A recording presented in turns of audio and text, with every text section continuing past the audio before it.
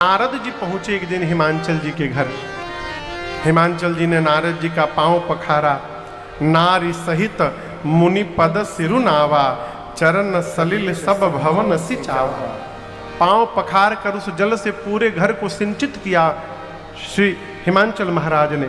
और उसके बाद पार्वती मैया को बुला करके प्रणाम करवाया। और प्रणाम करवा कर क्या कहा, हे मुनिवर, आप मेरी बेटी की हाथ की रेखा देख करके बताइए तो इनमें क्या क्या दोष गुण लिखा हुआ है। जैसे नारद जी से हिमांचल जी ने पूछा, नारद जी बोले, महाराज आपकी बेटी तो समस्त सद्गुणों की खान दिख रही है। इनका नाम उमा अंबिका भवानी होगा। आपकी बेटी सभी शुभ लक्षणों से संपन्न होंगी। ये सदैव अपने पति को प्रिय होंगी महाराज। इनका सौभाग्य सदैव अखंड बना रहेगा। आपको इनके कारण यश की प्राप्ति होगी महाराज। पूरा जगत आपकी बेटी की पूजा करेगा। जितना बढ़िया बढ़िया था नारद जी सब बताए। हिमांचल जी बोले, हमारी बेटी में कोई दोष नहीं है ना? नारद जी बोले, बेटी में तो नहीं है दोष, लेकिन इनके जो पति बनने वाले हैं उनमें थोड़ा दिख रहा है। हिमांचल जी बोले, क्या दोष है? नारद जी बोले, आप नोट करते जाइए। अगुण अमाना, मातु पितु हीना। आपके बेटी का पति अगुण होगा। क्या होगा? जोर से कहिए। अगुण मने? अरे बाबू, अगुण मने जिस, जोर से कहिए, जिसमें कोई गुण ना हो। यही ना? यही जो आप बोल रहे हैं यही हिमांचल समझ गए। नारद जी बोले आपके बेटी का पति अगुण होगा। हिमांचल समझ गए उसका मतलब उसमें कोई गुण नहीं होगा। लेकिन ये नहीं है। नारद जी कहना चाहते अगुण यानी सत रज तम तीनों गुणों से परे होगा, त्रिगुणातीत। हिमांचल का समझ गए उसमें कोई गुण नहीं होगा। नारद जी बोले अमान होगा। अमान यानी मान सम्मान से परे। हिमांचल का समझ गए अमान यानी उसका कोई सम्मान नहीं करेगा। नारद जी बोले उसके माता पिता नहीं होंगे, मातु पितु हीना। हिमांचल जी पूछे कब मरे? नारद जी बोले मरे नहीं, थे ही नहीं। कब मरे का प्रश्न ही नहीं आता। शुरू से ही माई बाप नहीं थे उनके। मातु पितु हीना, उदासीन। आपके बेटी का पति उदासीन होगा, संशय रहित होगा। हिमांचल जी बोले नारद जी आप क्या क्या बता रहे हैं? नारद जी बोले अभी असली तो बताया ही नहीं हूं मैं। बोले मतलब? नारद जी बोले आपके बेटी का पति जोगी जटिल अकाम मन नागन अमंगल अस स्वामी यही कहाँ मिले परिहस्त असेरे। बोले आपके बेटी का पति जोगी होगा। क्या होगा? जोगी। अच्छा आप बताओ, आप अपनी बिटिया का विवाह करने के लिए जाएं, अब जाकर पता चला कि लड़कवा तो जोगी है। ये पता चलते जोगी है लड़का, ब्याह करेंगे? तुरंत भागेंगे। जोगी समझते हैं? आप में से कौन कौन जोगी देखा है? पूरी भीड़ में वो बाबू हाथ उठाया है बस।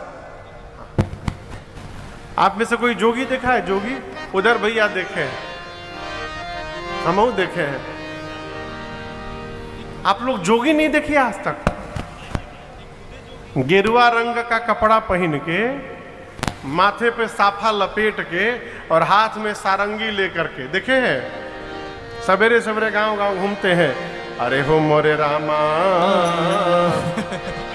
कवने डगरिया पियावा गईले हो मोर राम। ई जोगी है। अब आप सोचिए, आप लड़के के घर गए हैं लड़का देखने बेटी के लिए, बाहर बैठ के चाय पानी बिस्किट पा रहे हैं। आपने लड़के के पिता से कहा कि थोड़ा बाबू को बुला दीजिए, हम देख ले। अब आप लड़के को देखने के लिए बुलवाएं और लड़का घर में से जोगी का रूप धारण किए सारंगी बजावत निकले, अरे हो मोरे रामा। आप देखेंगे तो ब्याह का बात करिएगा कि भागिएगा वहां से। नारद जी बोले आपके बेटी का पति जोगी है, उसकी विशाल जटाएं हैं, जोगी जटिल अकाम मन, उसकी विशाल जटाएं हैं, उसकी कोई कामना नहीं है। हिमांचल जी कपार पे हाथ पकड़ लिए, बोले नारद जी आप क्या बता रहे हैं? नारद जी बोले अभी असली नहीं बताया हूं। बोले अरे अब क्या बचा है? नारद जी बोले आपके बेटी का पति नंगा रहेगा महाराज, नंगा, कुछ नहीं पहनेगा, नगन अमंगल वेश, अमंगल रूप धारण करके घूमेगा। हिमांचल जी बोले क्या बोल रहे हैं? नारद जी बोले हम नहीं बोल रहे हैं, आपकी बेटी की हाथ की रेखा ऐसा ऐसा बता रही है, इसी में लिखा है। हिमांचल जी रोने लगे, नारद जी को किनारे ले गए, कहे कोई उपाय रखे हैं आप? नारद जी बोले कैसा उपाय? नारद जी बोले, हिमांचल जी बोले दूल्हा बदल दीजिए, कुछ भी करिए, पूजा पाठ करिए, चढ़ावा चढ़ाइए, दान दीजिए, घूस दीजिए, जो भी मन करे करिए, हम कुछ भी करने लेने देने को तैयार हैं, आप बस दूल्हा बदल दीजिए। नारद जी बोले इम्पॉसिबल। कह मुनि सहिमवंत सुनो, जो विधि लिखा लीलार, देव दनुज नर नाग मुनि को न में। देवता दैत्य नर नाग मुनि महाराज कोई मिटा नहीं सकता, दूल्हा तो ऐसे मिलेगा। लेकिन हम एक आपको बात बताएं, जो जो मैंने वर के लक्षण बताए हैं, ये सारे लक्षण शंकर जी में विद्यमान है। और आपको एक बात सुनकर आश्चर्य होगा, समर्थवान व्यक्ति को दोष नहीं लगता है। समर्थ कहूं नहीं दोष बताई। आपको सुनकर आश्चर्य होगा, हवाई जहाज में बड़े बड़े लोग हाफ पैंट पे घूमते हैं। हाँ, हाफ पैंट पहन के लोग जहाज में घूमते हैं। हाँ,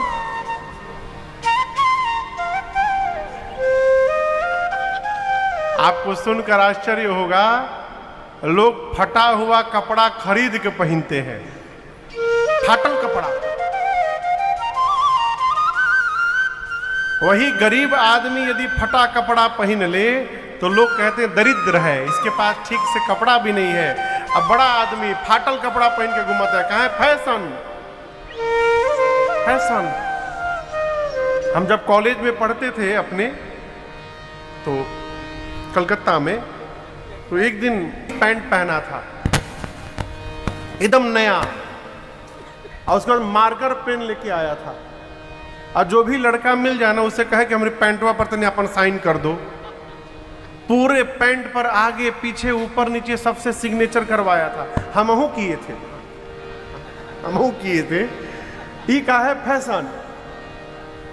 गोस्वामी जी कहते हैं समर्थ कहूं नहीं दोष गुसाई, समर्थवान व्यक्ति में दोष नहीं देखा जाता। रवि पावक सुर सरी की नाई, रवि यानी सूर्य, सूर्य भगवान की किरणें किसी के भी ऊपर पड़ जाती हैं, पवित्र पवित्र पर, उनमें दोष नहीं लगता। गंगा जी में जो बही जाए, लेकिन गंगा जी पवित्र नहीं होती। अग्नि में जो भी प्रवेश कर जाए, अग्नि अपवित्र नहीं होते। विष्णु भगवान शेष सैया पर सोते हैं, सांप यदि स्पर्श हो जाए तो शुद्ध होना पड़ता है। बराती हैं कि गए? उसी के अंदर गए थे, गद्दे के अंदर। अच्छा, उधर गद्दे में, हाँ तो वही होंगे, अभी निकले नहीं है फिर।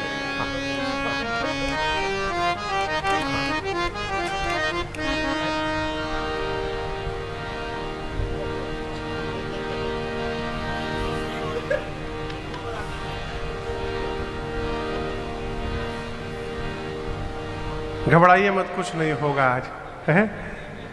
सर्प यदि स्पर्श हो जाए तो शुद्ध होना पड़ता है।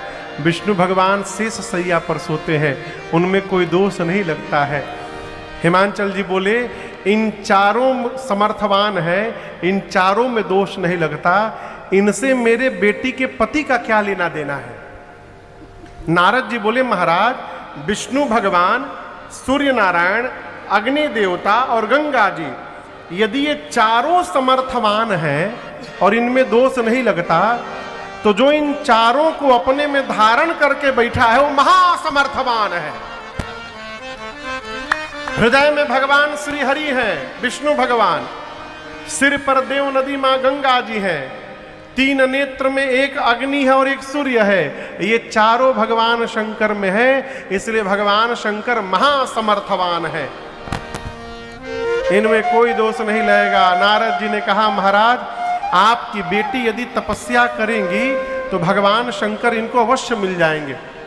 पार्वती मैया सुनी और प्रातः काल माता पिता को प्रणाम करके और धरे उमा प्राणपति चरना, जाय विपिन लागी तप करना, अति सुकुमार नतन तप जोगो, पति पद सुमिरित जेऊ सब भोगो, समित नव चरण उपजय अनुरागा, विसरी देह तपहि मन जागा, संवत सहस मूल फल खाए, साग खाए सत बरस गवाए, दिन भोजन बारि बतासा, किए कठिन कछु दिन उपवासा, बिल पाती मही परई सुखाए, तीन सहस संवत सोई खाई, पुनि परिहरे सुखाने उपरना, उमई नाम तप भयो अपरना, देखी उमई तप कीन शरीरा, ब्रह्म गिरा भय गगन गंभीरा, देखी उमई तप कीन शरीरा, ब्रह्म गिरा भय गगन गंभीरा। आकाशवाणी भई, मां ने इतना कठोर तप किया हजारों वर्ष। यहां एक बड़ा अद्भुत विषय मैं आपसे निवेदन करूं। पार्वती जी तो भगवान शंकर की ही अर्धांगिनी बनेंगी, इसमें कोई लेकिन नहीं है, तो फिर पार्वती जी को तपस्या करने की क्यों आवश्यकता पड़ गई? ये बड़ा अद्भुत विषय है, आप दर्शन करिए। पार्वती मैया ही पिछले जन्म में सती थी, सती के रूप में थी, तो बाबा की कोई बात नहीं मानती थी, और जब वही पार्वती जी के रूप में आई तो बिना भगवान शंकर की अनुमति के कोई व्यवहार नहीं करती थी। क्यों? पार्वती जी तपस्या की, तब जाकर भगवान शंकर प्राप्त हुए। जीवन में तपने के बाद जब प्राप्त होता है तो उसके मोल का पता चलता है। आराम से यदि मिल गया तो उसके मूल्य का पता चलने वाला नहीं है, फिर सितिहे है कहो। इसलिए आराम से कभी कुछ मिलना नहीं चाहिए। अपनी संतान ही क्यों ना हो, थोड़ी रगड़ाई बहुत जरूरी है? मां तपस्या की, ये कहां कर रहा है? कल से नहीं करेगा? हाँ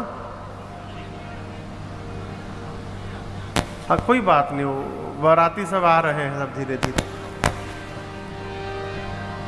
कोई बात नहीं। श्री राम श्री राम। हाँ। मां ने तपस्या की, आकाशवाणी हुई। आकाशवाणी ने कहा, हे भवानी जी, ऐसी तपस्या आज तक किसी ने नहीं की, आपकी मनोकामना पूर्ण हो गई, आप बहुत शीघ्र भवानी बनने वाली हैं। पिताजी बुलाएं तो अपने घर जाइएगा, सप्त ऋषि मिले तो आप हमारे वचनों को सत्य समझिएगा। इधर भगवान शंकर, जिस दिन से मां सती का शरीर शांत हुआ है, जब ते सती जाई तन त्यागा, जब ते सती जाई तन त्यागा, तब ते शिव मना भयउ पिरागा, तब ते शिव मना भयउ पिरागा। जपहि सदा रघुनायक नामा, जपहि सदा रघुनायक नामा। जहाँ तहाँ सुनहि राम गुण ग्रामा, जहाँ तहाँ सुनहि राम गुण। ये देखकर एक दिन प्रगटे राम कृतज्ञ कृपाला, प्रगटे राम कृतज्ञ कृपाला।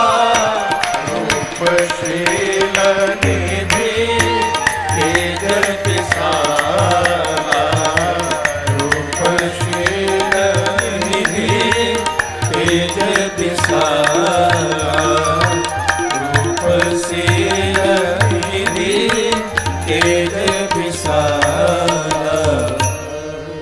जिस दिन से सती मैया का शरीर शांत हुआ, उस दिन से भगवान शंकर को वैराग्य हो गया। परिणाम, वैराग्य होते भगवान शंकर कैलाश से निकल पड़े, घूमने लगे। सदैव नित्य भगवान का नाम का जप करते रहते थे। कहीं कोई कथा दिखाई पड़ जाए होते हुए तो चुपचाप वेश बदल कर बैठ के कथा सुनने लगते थे। आपको बताऊं, इसी तरह घूमते घूमते भगवान शंकर नीलगिरी पर्वत चले गए थे, हिमालय में, जहां काग भुसुंडी जी महाराज पक्षियों को राम कथा सुना रहे थे। वहां एक नीलगिरी पर्वत में, हिमालय में आज भी वो सरोवर है, उसका नाम है भुसुंडी सरोवर। उसका नाम ही भुसुंडी सरोवर है। उसी सरोवर में नाना प्रकार के पक्षी बैठे हुए थे और सामने शिला पर बैठकर काग भुसुंडी जी कौआ है और पक्षियों को राम कथा सुना रहे थे। शंकर भगवान जब वहां गए, देखे राम जी की कथा हो रही है, तो शंकर भगवान हंस का रूप धारण करके वो भी बैठ गए। अब पूरी राम कथा श्रवण किए काग भुसुंडी जी से। कहीं भगत मिल जाते तो उनको कथा श्रवण कराते। एक दिन राम जी शंकर जी के सामने प्रकट हो गए। कौन प्रकट हो गया? राम जी। प्रकट होकर भगवान शंकर से राम जी ने कहा, बाबा आप यदि मुझे प्रेम करते हैं तो मैं जो मांगूंगा आप मुझे देंगे? शंकर जी ने कहा, प्रभु आज्ञा करिए, क्या चाहिए आपको? तो राम जी ने कहा, मैं यही चाहता हूं, आप जाई विवाह हो शैलजहि, यह मोहि मांगे दे। आप जाकर के पार्वती जी से विवाह करिए। किसने कहा ये बात? किसने कही? जोर से कहिए। राम जी ने। और राम जी कही नहीं रहे, राम जी मांग रहे हैं। राम जी क्या कर रहे हैं? मांग रहे हैं। पूरे कथा में राम जी 2 बार मांगे हैं। एक आज पार्वती जी के लिए मांग रहे हैं और एक केवट भैया से नाव मांगे हैं, 2 बार बस। तो राम जी मांग क्यों रहे हैं, ये प्रसंग देखिएगा। सती मैया मरते समय ब्रह्मा जी से वरदान नहीं मांगी, दुर्गा जी से वरदान नहीं मांगी, शंकर जी से वरदान नहीं मांगी। किससे मांगी? राम जी से मांगी। राम जी कहना चाहते हैं कि जो मनुष्य मेरे पर विश्वास करके अब मेरे पर निर्भय हो जाए, मेरे पर आश्रित हो जाए, मेरे भरोसे हो जाए, उस जीव के लिए यदि मुझे हाथ भी फैलाना पड़े तो मैं पीछे हटने वाला नहीं हूं, मैं मांगने को भी तैयार हो जाऊंगा। ये प्रमाण है उस विषय का। राम जी ने मांगा, जाए विवाह हो शैलजहि, यह मोहि मांगे देव। जैसे राम जी ने मांगा, शंकर भगवान हाथ जोड़कर बोले, प्रभु कह शिव यद्यपि उचित असनाई। प्रभु हे राम जी, आप जो कह रहे हैं मुझे विवाह करने के लिए, ये उचित नहीं है नाथ। अच्छा आप बताओ, 10वीं की परीक्षा पास करने के बाद किस क्लास में जाते हैं? 11वीं के बाद 12वीं में। अब 12वीं की परीक्षा में पहुंचने के बाद भी कोई 10वीं की परीक्षा देने आएगा? आएगा? ये उचित होगा क्या? नहीं होगा। शंकर भगवान कह रहे हैं कि पहले मैं गृहस्थ था, पहले मैं सती जी थी तो मैं गृहस्थ था, अब मैं गृहस्थ से ऊपर उठकर विरक्त बन गया हूं।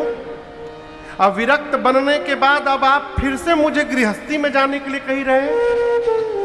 शंकर जी बोले, प्रभु ये आप जो कह रहे हैं ये उचित नहीं है, लेकिन हम एक बात कहें प्रभु आपसे, ये बात ध्यान से सुनना। ये जितने बच्चे यहाँ पर छोटे छोटे हैं इस बात को ध्यान से समझिएगा। शंकर जी कहते हैं, हे राम जी मैं एक नीति जानता हूं, मातु पिता गुर प्रभु के बानी। जीवन में माता पिता, गुरु और स्वामी, इन चारों की बात को बिनहि विचारी करिय शुभ जानी। माता पिता सद्गुरु और स्वामी के द्वारा कही हुई बात पर संतान को विचार नहीं करना चाहिए, उस आज्ञा का पालन करना चाहिए। शंकर भगवान कह रहे हैं कि आप जो कह रहे हैं उचित नहीं है, लेकिन आप मेरे स्वामी हैं नाथ, इसलिए स्वामी की यदि आज्ञा हो गई तो मैं उस पर विचार नहीं करूंगा। वो उचित हो चाहे न उचित हो, मैं उसका पालन करूंगा नाथ। इसलिए कहता हूं, आज्ञा सिर पर नाथ तुम्हारी। शंकर भगवान बोले, हे प्रभु आपकी आज्ञा मेरे सिर पर। राम जी बोले, सिर पर नहीं, अब उर राखेऊ जो हम कहे। शंकर जी बोले, हम आपकी आज्ञा को राम जी सिर पे रखेंगे। राम जी बोले, सिर पे न रखिए, हृदय में रखिए। शंकर जी बोले, वो क्यों? राम जी बोले, सिर पर गंगा जी बही रही हैं आपकी, यदि कहीं सिर पे रखिएगा आज्ञा तो गंगा जी के साथ आज्ञा ना बही जाए, इसलिए हृदय में धारण करिए, सिर पे ना रखिए। राम जी बोले, हृदय में धारण करिए। राम जी बोलकर अंतर ध्यान हुए। शंकर भगवान सोचे विवाह तो करना ही है, लेकिन पार्वती जी ने पिछले जन्म में मेरे भगवान की परीक्षा ली थी ना, अभी इस जन्म में मैं उनकी परीक्षा लूंगा। और शंकर भगवान ने सप्तऋषियों को भेजकर मां की परीक्षा ले ली। ये प्रसंग कहता है कि जीवन में एक निष्ठ होने का स्वभाव बना के रखिए। हमारे यहाँ पूर्वांचल में कहावत है, सतभतरा कार्यक्रम नहीं ठीक है। समझ रहे हैं? राम जी की कथा में गए तो राम जी के भगत बन गए, कल भागवत में पहुंच गए तो राधे राधे में पहुंच गए, और कहीं शिव पुराण मिल गया तो हर हर महादेव बन गए। कि क्या जोकर है का? हम जोकर मने जौन मन करे तौन कर, जो कर। जोकर नहीं है ना क्या पंडित जी? करो कैसनो रहो बैसनो। एक महात्मा थे, यही कहते थे, उनका ही स्लोगन था, करो कैसनो लेकिन रहो बैसनो। जोकर न बना जाए, ये पता चले कि हमारे स्वामी कौन है, अपने इष्ट के प्रति निष्ठ रहा जाए। हमारे महाराज श्री कहते हैं, बाबू निष्ठा सदैव अपरिवर्तनीय होनी चाहिए, क्योंकि निष्ठा ही हमको जगत में प्रतिष्ठा प्रदान कराती है। एक निष्ठ रहना चाहिए। मैं क्यों कह रहा हूं? अच्छा आप दर्शन करिए, 2 माइक है, 2 माइक है ना, एक माइक खराब, अब पकड़ाया है। यही में भूतवा बैठल बा आके।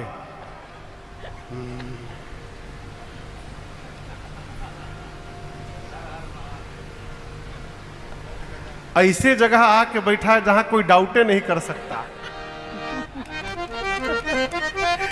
अब दर्शन करिए, यदि ये माइक खराब हो जाए, ऐसे भगवान न करे हो प्रभु, उदाहरण दे रहा हूं, यदि ये माइक खराब हो जाए तो क्या कथा रुकेगी? क्यों नहीं रुकेगी?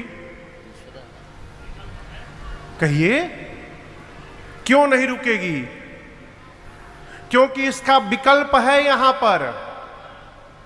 इस माइक का विकल्प यहां पर है।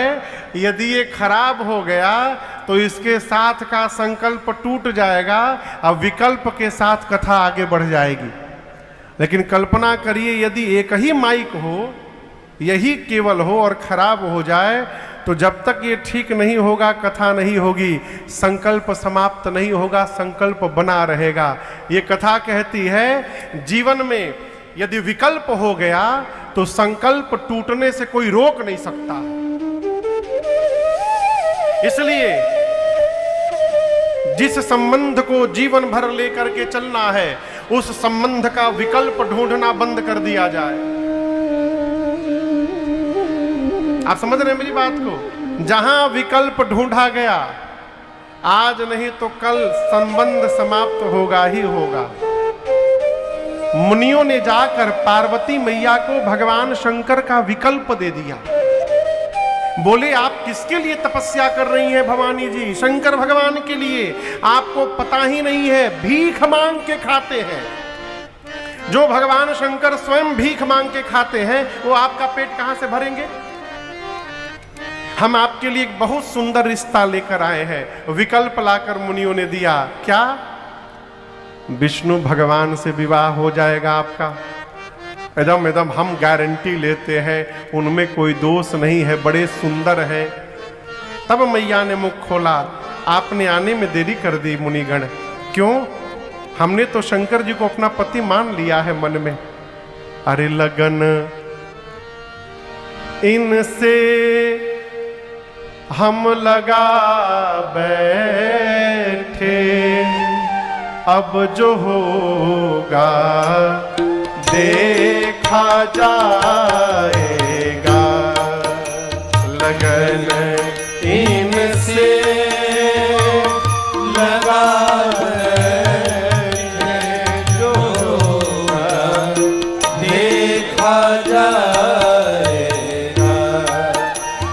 लगन इनसे लगा बैठे, जो होगा देखा जाएगा।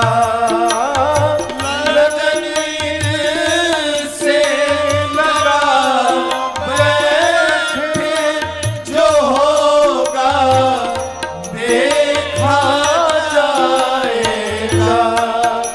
जो होगा देखा जाएगा। क्यों? इन्हें अपना, इन्हें अपना, इन्हें अपना बना बैठे, जो होगा देखा जाएगा। अपना बना बैठे, जो होगा देखा जाएगा। कभी दुनिया से डरते थे तो छुप छुप याद करते थे।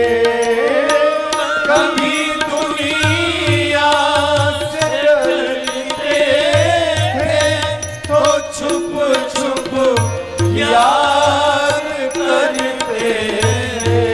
तो छुप छुप याद करते शर्म हम बेच खा बैठे, शर्म हम बेच खा बैठे, जो होगा देखा जाएगा। शर्म हम बेच खा बैठे, जो होगा देखा जाएगा।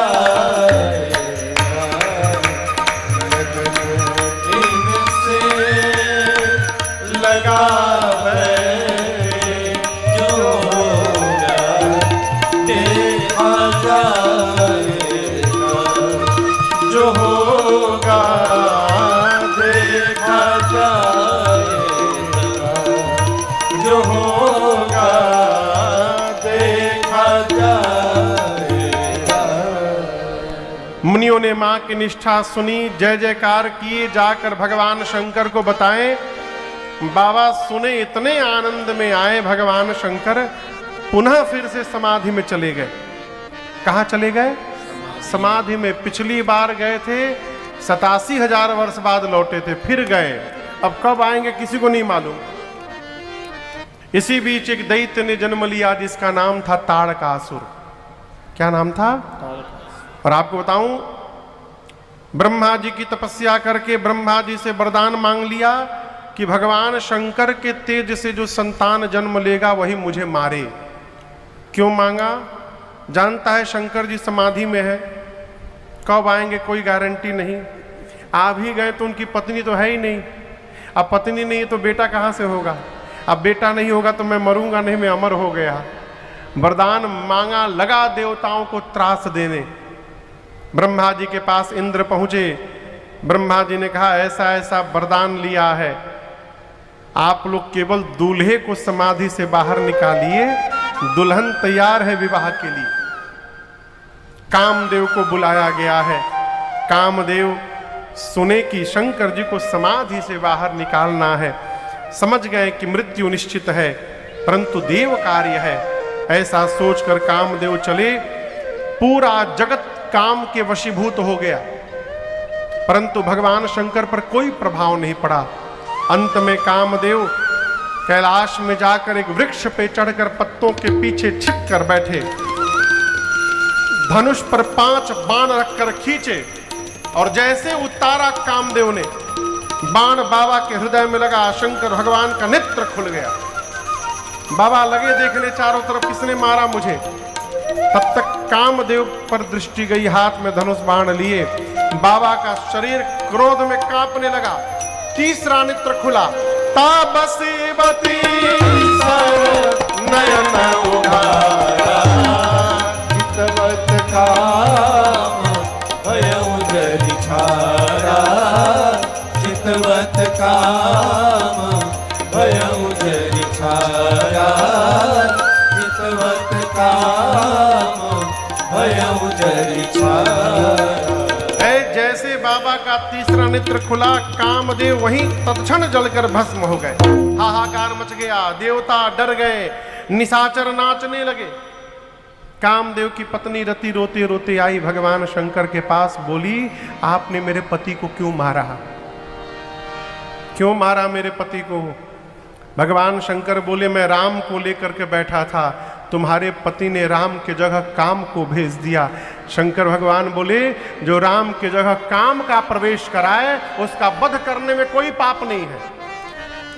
रति मैया बोली प्रभु मेरे पति आपको आपका वचन याद दिलाने के लिए आए थे।